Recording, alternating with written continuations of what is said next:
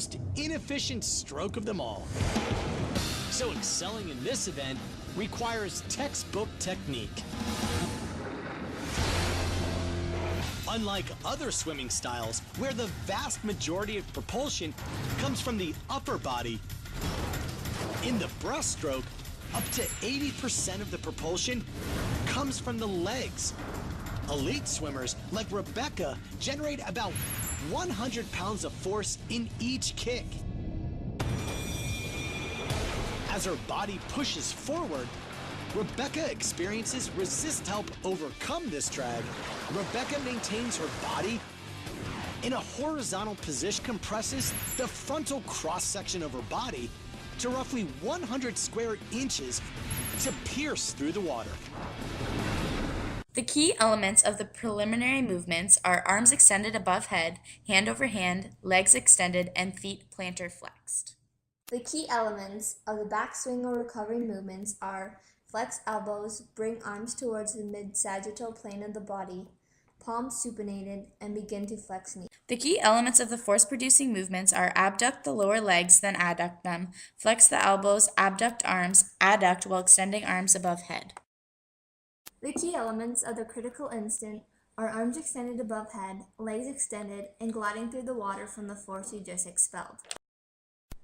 The key elements of the follow-through are abduct arms, then adduct them around the chest area, extend neck above water, and adduct your hands together.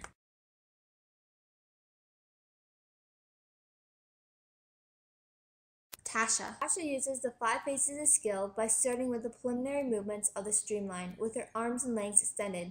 She then uses the arm pull to start her backswing and recovery movements. Then she does a whip kick, which is the force-producing movement.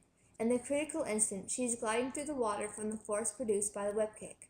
She then uses the follow-through to pull in her arm pull for air and then continues the process.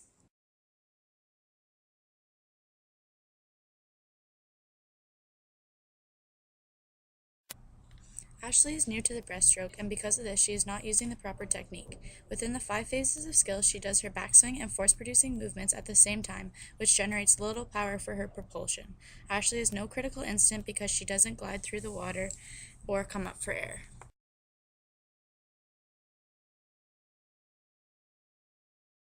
As you can see, Tasha begins with her arms and legs extended to glide.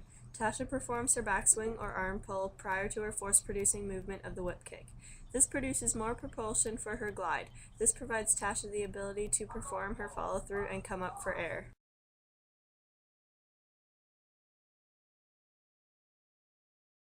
Ashley needs to work on her technique for the breaststroke by starting in the preliminary movements of the streamline, arms extended above head and legs extended. In the backswing or recovery movement, she needs to perform the arm pull. In the force-producing movement, she should do the whip kick, and then in the critical instant, she'll be gliding through the water, and the follow-through will be using the arm pull to come up for air.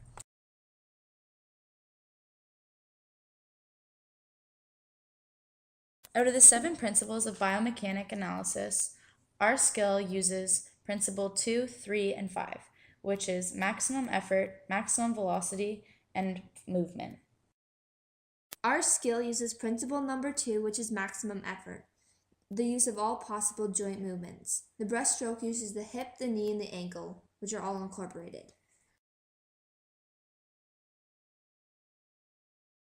Our skill uses principle number 3 of maximum velocity, and the production of maximum velocity requires the use of joints in order from largest to smallest. First, we rotate our hips, abduct the knee, and then adduct the ankle.